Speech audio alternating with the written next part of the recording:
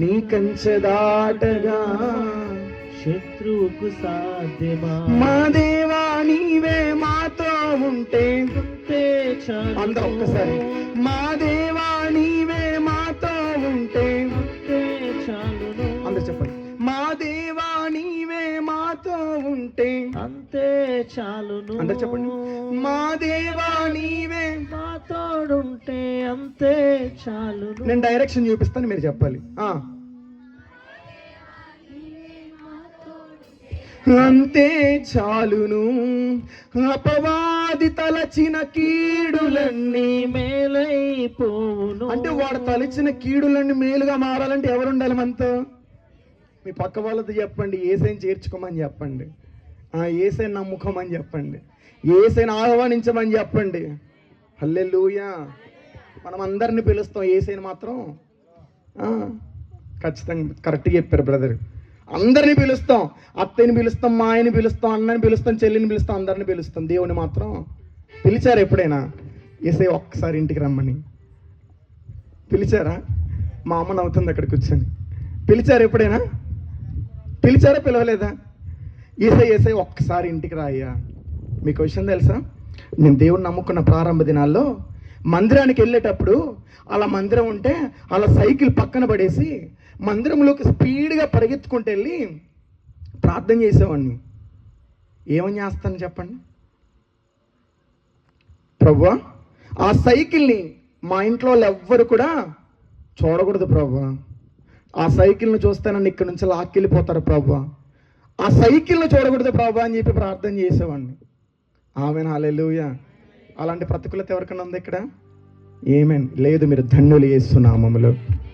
అలాంటి ప్రతికూలత ఎన్నో రేపు చెప్తాను మీకు నిశ్చయంగా. అలాంటి ప్రతికూలతలు ఎన్నో మన జీవితాల్లో వచ్చినప్పటికీ ఒకటి మన నమ్మాలి. ఏంటంటే, అయ్యా నువ్వు నాతో ఉంటే అపవాది ఎన్ని 100 కాదు 1000 అనుకోని ఎలా మారిపోతాయి? ఏమేని గట్టి చప్పట్లు కొట్టండి, ఏసైకి ఇస్తున్నాము.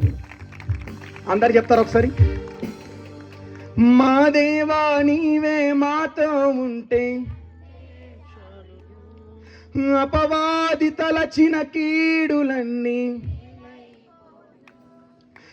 మా దేవా నీవే మాతో ఉంటే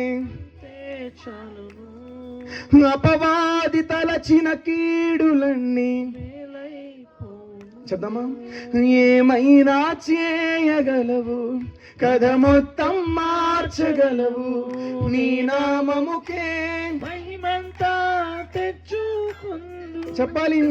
ఏమైనా చేయగలవు, కథ మొత్తం మార్చగలవు, నీ నామముకే మహిమంతా తెచ్చుకుందు. హల్లెలూయా. ఆయన మనతో ఉండాలండి. నాకు కొంతమంది ఫోన్ చేసి బాధపడతారు. ఏంటో తెలుసా? బ్రదర్, నేను దీన్ని జయించలేకపోతున్నాను, నా బిడ్డని ఇదో రకమైన బలహీనత ఏడిపిస్తుంది, లేదా నా కుటుంబంలో రకరకాల సమస్యలు, లేదా నా కుటుంబంలో ఈ సమస్యలు అన్నప్పుడు నాకు కొన్నిసార్లు నవ్వుకుంటాను, కొన్నిసార్లు బాధపడతాను. ఎందుకో తెలుసా? వీళ్ళల్లో ఉన్న దేవుణ్ణి వీళ్ళు ఎందుకు చూడలేకపోతున్నారు? ఆమేనని చెప్పండి ఒకసారి. దేవుడు ఏమంటాడంటే, ఒకసారి రక్షణ పొందుకున్న తర్వాత వారి మీదకి ఏమొస్తుందట? పరిశుద్ధాత్మని మీరు పొందుకుంటారని వాక్యం సెలవిస్తుంది. అదే దేవుడు మనతో ఉంటాడు కదా, మనలో ఉంటాడు కదా. మరి సమస్యనే మనం పెద్దదిగా చూస్తున్నామే కానీ దేవుని మనము చూడట్లేదు. రోగాన్నే పెద్దదిగా చూస్తున్నామే కానీ దేవుని మనము, ఏదైనా లేమినే మనం చూడగలుగుతున్నామే కానీ దేవుని మనము. ఆయన వాక్యం ఇలా అంటుంది, ఆకాశము నా సింహాసనం, భూమి నా పాదపీఠమట. ఆకాశాన్ని సింహాసనముగా వేసుకున్నవాడు, భూమిని తన పీఠముగా మార్చుకున్నవాడు. నీ సమస్య దేవుడికి లెక్కన? హల్లెలూయా. ఇప్పుడు నేను ఒక బిడ్డను పిలిచి ఒక వాటర్ బాటిల్ చేతికిచ్చి పట్టుకొని నుంచోమంటే ఎంతసేపు నుంచుంటాడు? 10 నిమిషాలు నుంచుంటాడు.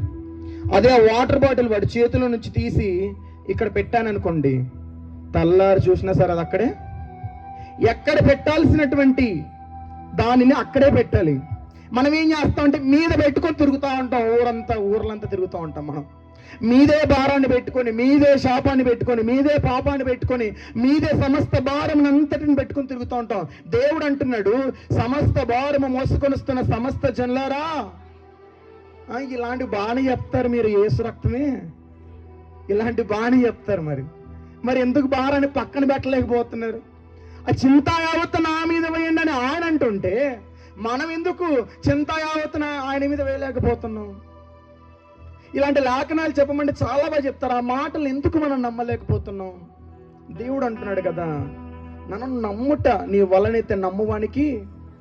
మీ పక్క వాళ్ళతో చెప్పండి, ఇప్పుడైనా నమ్మట నీ వలనైతే నమ్మువానికి సమస్తం సాధ్యమని చెప్పండి.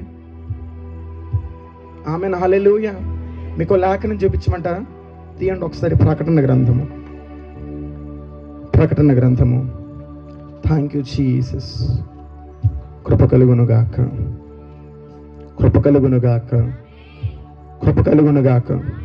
సంఘములకు ఆత్మదేవుడు చెప్పుచున్న మాట చెవిగలవాడు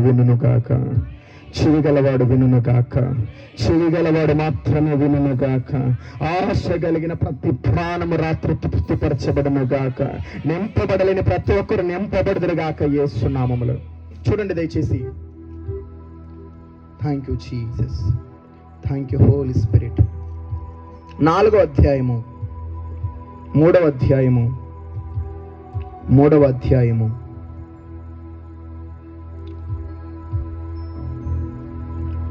ఒకసారి 8వ వచనాన్ని ఒకసారి చూద్దామా? నీ క్రియలను 230 పేజ్ నంబర్. నీ క్రియలను నేను ఎరుగుదును, నీకున్న శక్తి కొంచెమా ఎక్కువ? కొంచెమై ఉండి నన్ను వినండి.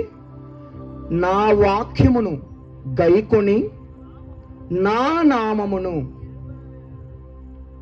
ఎరుగననలేదు.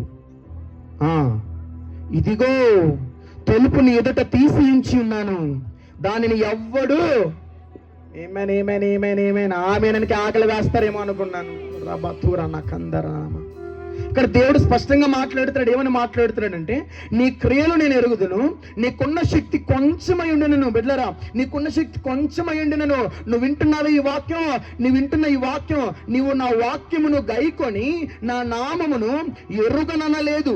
ఇదిగో తలుపు నీ ఎదుట తీసించి ఉన్నాను, దానిని ఎవడును వెయ్యనారడు. హల్లెలూయా.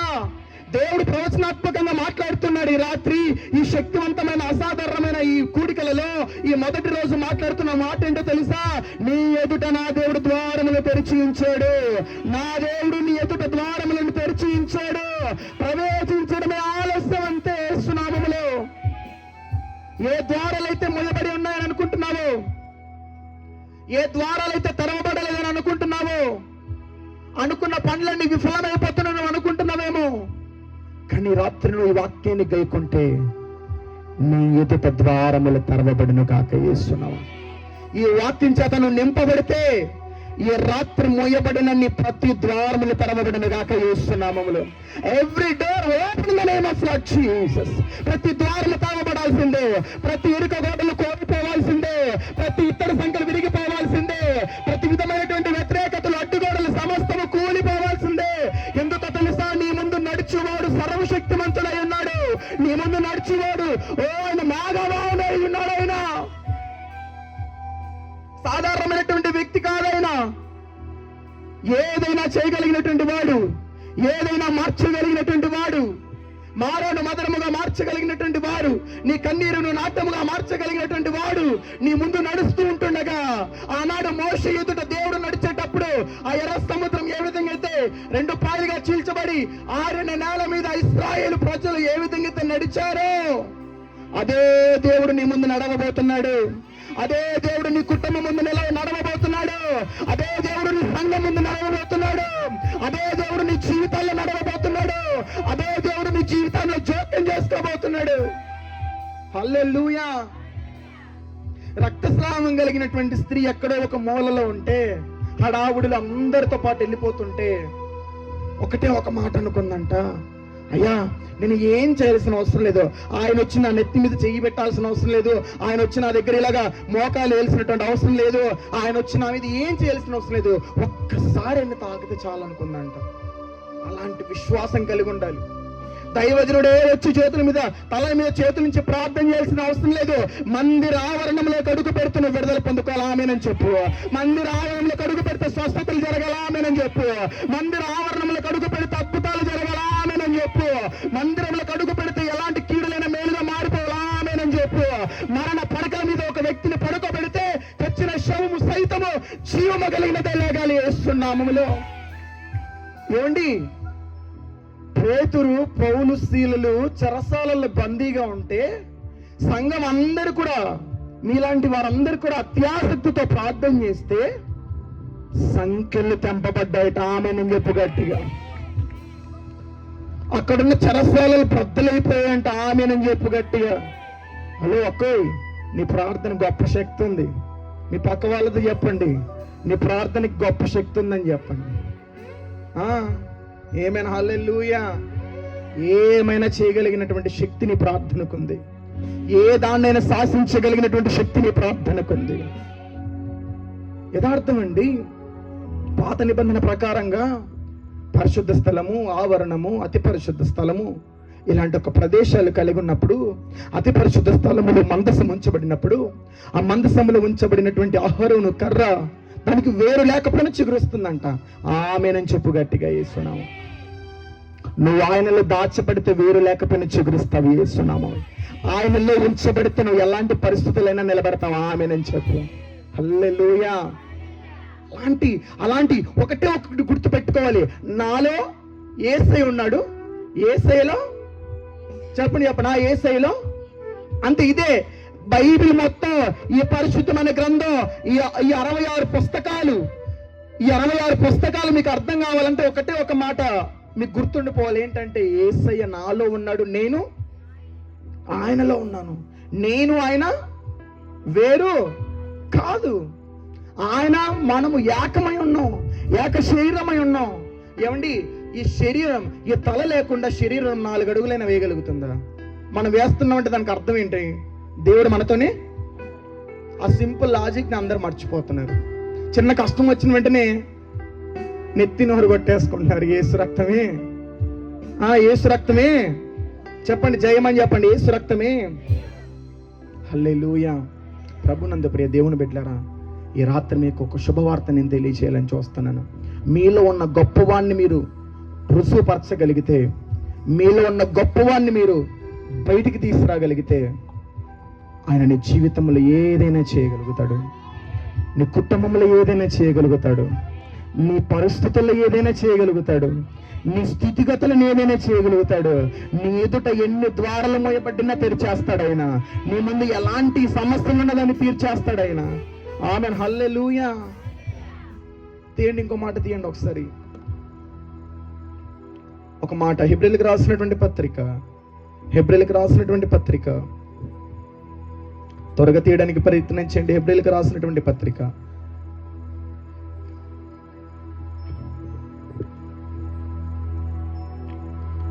10వ అధ్యాయము 32వ వచనము. 30 నుండి చదువుదాము, 31 నుండి చదువుదాం దయచేసి. 31 నుండి 10వ అధ్యాయం 31వ వచనం నుండి 206వ పేజ్ నెంబర్ చూడండి. జీవము గల దేవుని చేతిలో పడుట భయంకరము. చూడండి, అయితే మీరు వినండి, నా వైపు చూడండి. ఇప్పుడు అయితే మీరు అని అక్కడ ఉంది కదా, అందరు అనుకోండి అయితే. రైట్ లైన్లో ఉన్నారా? చెప్పండి అయితే. మొదటి నుంచి. అయితే మీరు వెలిగింపబడిన మీదట శ్రమలతో కూడిన గొప్ప పోరాటము సహించిన పూర్వపు దినములు జ్ఞాపకం తెచ్చుకొనుడి. బాధలను అనుభవించుట చేత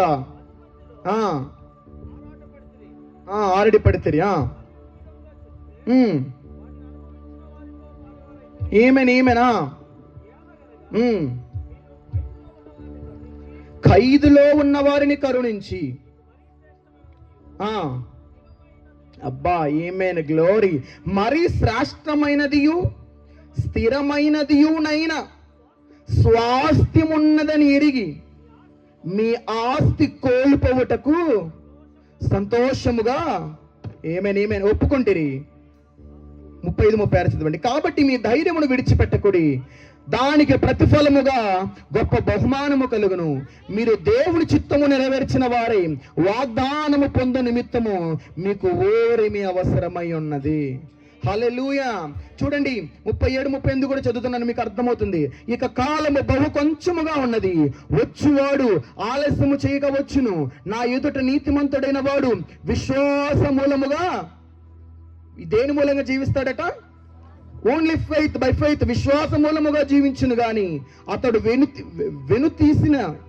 వెనుక తీసిన ఎడల అతని యందు నా ఆత్మ సంతోషం ఉండదు. అయితే మనము నశించుటకు వెనుక తీయువారము కాము గాని ఆత్మను రక్షించుకున్నటకు విశ్వాసము కలిగిన వారమై ఉన్నాము. ఆమేన్, హల్లెలూయా. ఎలాంటి పరిస్థితులైనా దేన్ని కోల్పోవడానికైనా సిద్ధంగా ఉండాలి. ఆమేన్ చెప్పు. ఎక్కడికి వెళ్ళడానికైనా సిద్ధంగా ఉండాలి. ఆమేన్ చెప్పు. నేను హైదరాబాద్లో 21 రోజులు ఏం తినకుండా, అయ్యా నన్ను ఎక్కడ పరిచయం చేయమంటావు అని అడిగినప్పుడు 21 రోజుల్లో ఏ రోజు నాతో దేవుడు మాట్లాడలేదు. చివరి రోజు పొద్దున 9 గంటలకు వాటర్ బాటిల్ పక్కన పెట్టుకుని ప్రార్థనలో మోకాలేసి కూర్చున్నాను. 1 గంట 2 గంటల తర్వాత ఆ వాటర్ బాటిల్ని కూడా ఇక్కడ నుండి ఆ దూరానికి తోసేశాను. ఆ వాటర్ ఉంటే నన్ను ఎక్కడ శోధిస్తాయోనని. కఠినోపవాసం ఉందో ఏదైతే అది అవుతుంది, దేవుడు మాట్లాడాలి. 7 అవుతుంది సాయంత్రం, దేవుడు మాట్లాడట్లేదు. 7:30 అవుతుంది, దేవుడు మాట్లాడట్లేదు. ఏడుస్తున్నాను, అప్పటికే ఇంకా ఏడుస్తున్నాను, ఎక్కి ఏడుస్తున్నాను. అయ్యా నిజంగా నన్ను పిలుచుకున్నావా? నిజంగాను నన్ను ఏర్పరచుకుంటే నాతో మాట్లాడనైనా. అందరికి ఇళ్ళు ఉన్నాయి, గృహాలు ఉన్నాయి, అమ్మ వాళ్ళు ఉన్నారు, నాన్న వాళ్ళు ఉన్నారు, అందరు ఉన్నారు, అందరి ఇంట్లోకి వెళ్ళిపోతున్నారు. ప్రభా నేను ఒక్కడిని ఇక్కడ ఉన్నాను. అయ్యా నాతో మాట్లాడు ప్రభా, నాతో మాట్లాడయ్యా, నన్ను దర్శించి నన్ను నిజంగానూ పిలుచుకుంటే నాతో మాట్లాడే. నేను ఎక్కడికి వెళ్ళాలయ్యా, నా ట్రైనింగ్ అయిపోయింది. ఇంతకాలం నువ్వు మాట్లాడుతావు, నువ్వు ఉపవాసాలు ఉన్నాను, ఒక్కసారి కూడా నువ్వు మాట్లాడలేదు. అనేక మంది గురించి చూపిస్తున్నావు, అనేక మాట్లాడుతున్నావు, నాతో ఒక్క మాట మాట్లాడమని అడుగుతూనే ఉన్నాను. దేవుడు మాట్లాడట్లేదు. ఒకవైపు ఏడుపు వస్తుంది, ఒకవైపు దుఃఖం ఎక్కువైపోతుంది. దేవుడు నాతో మాట్లాడతాడేమో, ఆ ప్రదేశానికి వెళ్ళిపోదామని. మాట్లాడట్లేదు. 7:45 అవుతుంది, మాట్లాడట్లేదు. 7:45 నుండి మాట్లాడడం మొదలు పెట్టాడు. చప్పట్లు కొట్టి గట్టిగా వేసి, 3 అక్షరాలు కలిగినటువంటి ఊర్లో నువ్వు పరిచయం చేస్తావు అని చెప్పాడు. 3 సార్లు దేవుడు మాట్లాడాడు. చాలా చక్కగా అర్థవంతంగా దేవుడు మాట్లాడాడు. ఏలూరుకి వెళ్ళిపోయాను. ఏలూరులో తెలిసిన వాళ్ళు లేరు, ఏలూరులో ఏ వ్యక్తి తెలీదు, ఎక్కడికి వెళ్ళాలో తెలీదు. బస్సు దిగిపోయాను. అక్కడ నా స్నేహితుడు, వాడితో పాటు చదివిన ఒక తమ్ముడింటికి తీయాలమన్నాడు. ఇంకా ఆ రోజు నుండి తిరగటమే, ఇంటి కోసం తిరగటమే, ప్రార్థన పెట్టడం కోసం తిరగటమే. ఎక్కడికి వెళ్ళినా ఇల్లు ఇచ్చేవారు కాదు.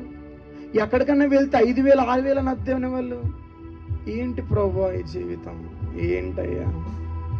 ఎన్నో ప్రభునందు ప్రియ దేవుని బిడ్డలారా, ఆనందాన్ని కోల్పోతాం, సంతోషాన్ని కోల్పోతాం, తల్లిదండ్రులను కోల్పోతాం, డబ్బును కోల్పోతాం, ఆస్తులను కోల్పోతాం, అన్నీ కోల్పోతాం. చివరికి మన దగ్గర మిగిలేది ఏంటో తెలుసా? దేవుడు మాత్రమే మిగులుతాడా? ఆమె నేను చెప్పగట్టిగా.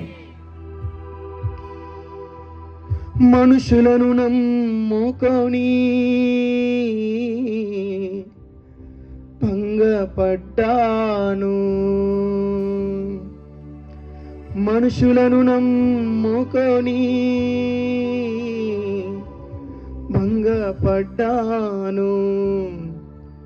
శక్తిమంతుడా ఆశ్రయవాడవని నీ చింతకు చేరాను.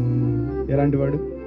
శక్తిమంతుడా ఆశ్రయవాడవని నీ చింతకు చేరాను.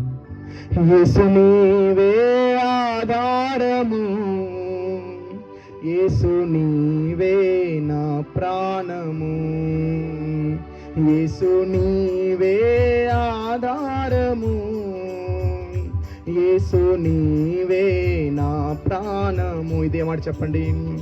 యేసు నీవే ఆధారము, యేసు నీవే నా ప్రాణము. అందరు చెప్తారా? యేసు నీవే ఆధారము, యేసు నీవే నా ప్రాణం. చివరిగా ఒక్కసారి యేసు నీవే ఆధారము. చెప్పగలిగినంత గట్టిగా యేసు నీవే నా ప్రాణము, యేసు నీవే ఆధారము, యేసు నీవే నా ప్రాణము. హల్లెలూయా. మనుషులు నమ్మి మనం మోసపోతాం, డబ్బుని నమ్మి మోసపోతాం, ఆస్తుల్ని నమ్మి మోసపోతాం. నేడు సమాజంలో కట్టుకున్న భార్య చూస్తుందని లేదు, కట్టుకున్న భర్త చూస్తాడని లేదు, తల్లి చూస్తుందని లేదు, తండ్రి చూస్తాడని లేదు, పిల్లలు చూస్తారని లేదు. మీరు చూసారో లేదో, ఫోన్ ఇవ్వలేదని తల్లిని కొట్టి చంపేశాడంట 10 ఏళ్ళ కుర్రాడు. ఏమి ఇవ్వలేదని గేమ్ ఆడుకోవడానికి ఫోన్ ఇవ్వలేదని కొట్టి చంపేశాడంట. అలాంటి ప్రేమ చల్లారిపోయిన దినాల్లో బ్రతుకుతున్నాం. అందుకే దేవుడు అంటున్నాడు, కాలము కొంచెమే ఉన్నది, నేను వస్తున్నాను. ఎవరెవరి క్రియలు చొప్పున వారి జీతం నా యొద్ద ఉన్నదని మాట్లాడుతున్నాడు. క్రియలు కలిగినటువంటి విశ్వాసముగా మనం అందరం కూడా ముందుకు వెళ్ళాలి.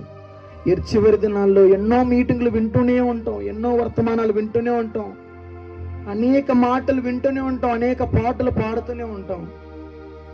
ఆ పాట పాడేటప్పుడు, ఆ మాటలు వినేటప్పుడు, ఆ వాక్యాన్ని వినేటప్పుడు, ఇది నా కొరకే కదా, నా జీవితం కొరకే కదా, నా యొక్క కుటుంబం కొరకే కదా, నేను పొందుకోకపోతే, నేను వెలిగింపబడకపోతే నా కుటుంబం ఎలా వెలిగింపబడుతుంది? నేను వెలిగింపబడకపోతే నా కుటుంబం అంతా ఎలా వెలిగింపబడుతుంది? నేనే మందిరానికి సరిగ్గా రాకపోతే నా కుటుంబం ఎలా వస్తుంది? ఆయన వస్తే నేను ఆయనతో పాటు ఎత్తపడాలి కదా. మనుషులు నమ్ముకున్నాను, వాళ్ళే నా సర్వం అనుకున్నాను, వాళ్ళే నా ప్రాణం అనుకున్నాను. ప్రేమించిన అమ్మాయి నో అని చెప్పిందని చెప్పి సూసైడ్ చేసుకున్న వాళ్ళు ఎంతమంది? ప్రేమించిన అబ్బాయి నో అని చెప్పిందని చెప్పి చచ్చిపోయిన వాళ్ళు ఎంతమంది? తల్లిదండ్రులను సహితం వదులుకుని వెళ్ళిపోయిన వాళ్ళు ఎంతమంది? ప్రేమ చల్లారిపోయిన దినాల్లో బ్రతుకుతున్నాం. ప్రభునందు ప్రియ దేవుని బిడ్డలారా, ప్రేమ చల్లారిపోయినటువంటి దినాల్లో బ్రతుకుతున్నాం. నీ పరిస్థితి నీకు వ్యతిరేకంగా ఉండొచ్చు, కానీ దేవుడు ఈ రాత్రి నీతోనే మాట్లాడుతున్నాడు. ఏమైనా చేయగలిగిన వాడని నీతోనే ఉన్నాను, నిన్ను నడిపించగలిగిన వాడను నీతోనే ఉన్నాను. ఆనాడు ఎస్తేరును మహారాణిగా చేసిన వాడును నేనే, ఆనాడు దెబోరాను వాడుకున్న వాడిని నేనే, ప్రవక్తలను ఎన్నుకున్న వాడిని నేనే, ప్రవక్తలను ఎన్నుకున్న వాడును నేనే, అభిషేకించిన వాడును నేనే. ఆయనంటున్నాడు, నాకు అసాధ్యమైన కార్యము ఏదైనా కలదా?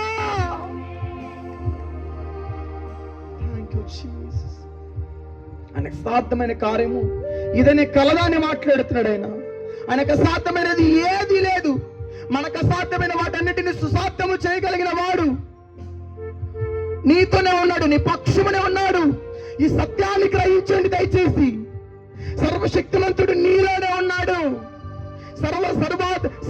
సైన్యములకు అధిపతియగు దేవుడు నీలోనే ఉన్నాడు. ఆనాడు అగ్నిగుండములో నిలబడిన వాడు నీలోనే ఉన్నాడు. ఆమేనని చెప్పు గట్టిగా. ఈ క్రైస్తవంలో రాజ్య పడనటువంటి జీవితాన్ని జీవించాలి. మీకు విషయం చెప్పమంటారా? నేను దేవుని నమ్ముకున్న ప్రారంభంలో ఒక ముస్లిం సహోదరి ప్రార్థన చేసుకునేది. ఇంట్లో ప్రార్థన చేసుకుంటుంటే వాళ్ళ అమ్మ వాళ్ళ నాన్న ఏం చేసేవారంటే భయంకరంగా కొట్టేసేవారు అనమాట. నువ్వేంటి నమాజ్ చదువుకుండా, ఖురాన్ చదువుకుండా ఇచ్చేస్తున్నావేంటి అని చెప్పి కొట్టేసేవారు. ఆ తల్లి ఒక స్త్రీ అండి, చెప్తున్నాను.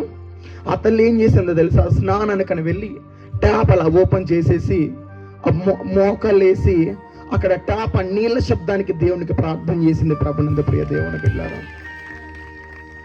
విశ్వాసము కలిగినటువంటి ప్రార్థన రోగిని స్వస్థపరుస్తుందని లేఖనాలు సెలవిస్తున్నాయి. విశ్వాసం లేకుండా దేవునికి ఇష్టడై ఉండట కూడా అసాధ్యం. ఒకసారి ఏసన్న గారి దగ్గరికి ఒక ఆవిడ వెళ్ళిందంట. ఒక ఆవిడ వెళ్ళి, అయ్యా నా భర్త తాగుబోతయ్యా, నా భర్త కోసం ప్రార్థన చేయమని ఏడు చేసిందంట. ఆవిడ ఏడుపు చూసి ఈయన కూడా ఏడు చేశాడంట. యేసు రక్తమే చెప్పాలి, యేసు రక్తమే. ఆవిడ ఏడ్చుకుంటూ మందిరం బయటికి అలా అడుగు పెడుతుందంట. అంతే. యేసన్న గారు ఊరికే ఉండకుండా ఇలా అన్నాడంట, అమ్మ ఎప్పటికైనా నీ భర్త మారుతాడు అన్నాడంట. బయటకు వచ్చిందో లేదో మళ్ళీ మొదలెట్టిందంట, నువ్వు ఎంత ప్రార్థన చేయి నా భర్త మారడని చెప్పిందంట. అలాంటప్పుడు ఏడడం దేనికి? కన్నీళ్ళు వేస్ట్. అలాంటప్పుడు మందిరానికి రావడం ఎందుకు? మోకాలు నొప్పులు కాకపోతే. విశ్వాసం అన్నది పరిమాణం అన్నది ఉండకూడదండి. విశ్వాసానికి, నమ్మకానికి పరిమాణం అన్నది ఎప్పటికీ ఎలాంటి పరిస్థితుల్లో కూడా ఉండకూడదు. విశ్వాసములో అధిక విశ్వాసము కలిగినటువంటి వారంగా మనం ముందుకు వెళ్ళిపోవాలి. ఆమేనని చెప్పు. శ్రమ ఎక్కువ అవుతుందా? థ్యాంక్ యూ జీసస్ అని చెప్పాలి. ఆమేనని చెప్పు. పుండు మీద ఎవరైనా ఇచ్చారా? ఎస్ ఆమేనని చెప్పి ఆకలి వెయ్యాలి. మనం యేసయ్య ఈ బాధను అనుమతించినందుకు వందనాలని చెప్పాలి. ఈ శోధనలు అనుమతించినందుకు వందనాలని చెప్పాలి. ఆమేనని చెప్పు. అన్నీ ఉంటే నిజమైన క్రైస్తవులుగా, దేవుని బిడ్డలుగా మారలేరండి. శద్రకు, మేషకు, అబేద్నెగోలను మండుచున్నటువంటి అగ్నిగుండంలోకి పడివేసినప్పుడు చావనైనా చచ్చిపోతామని రొమ్ములు చూపించి ధైర్యంగా నిలబడ్డారు. చావనైనా చచ్చిపోతాం కానీ రాజీ పడే ప్రసక్తే లేదు యేసు నామములో. రాజీ పడలేదు గనక ముగ్గురు ఉన్నటువంటి ఆ వ్యక్తుల మధ్యలో 4వ వ్యక్తిగా నా దేవుడు నిలబడ్డాడు. నువ్వు ఒంటరిగా కూర్చొని బాధపడుతున్నావేమో, ఒంటరిగా కూర్చొని నువ్వు సతమతం అయిపోతున్నావేమో, నా దేవుడు నీతో నిలబడడానికి సిద్ధంగా ఉన్నాడు. నీ పరిస్థితిని మార్చడానికి నా దేవుడు సిద్ధంగా ఉన్నాడు. ప్రభునందు ప్రియ దేవుని బిడ్డలారా, చివరిగా ఒక మాట చూపిస్తున్నాను, తీయండి. చివరిగా ఒక మాట చూపిస్తున్నాను, తీయండి దయచేసి.